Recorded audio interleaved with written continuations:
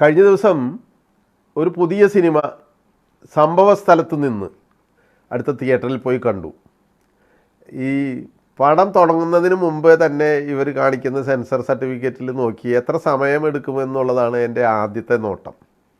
കാരണം ചില സിനിമകളൊക്കെ 3 മണിക്കൂറും 3.5 മണിക്കൂറൊക്കെ ഇരുന്ന് ആസ്വദിക്കലല്ല, ബോറടിക്കലായിട്ട് വരാറുണ്ട്.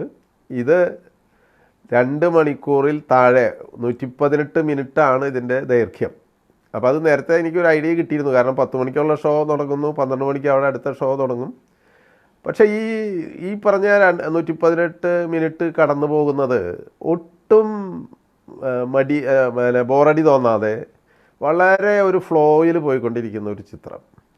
ഒറ്റ വാക്കിൽ പറഞ്ഞാൽ ഈ ചിത്രം കുടുംബസഹിതം അച്ഛനും അമ്മയും മക്കളും പിന്നെ അപ്പൂപ്പൻ അമ്മൂമ്മ ഒക്കെ ഒന്നിച്ച് പോയി ഇരുന്ന് കാണാവുന്ന നല്ലൊരു ചിത്രം.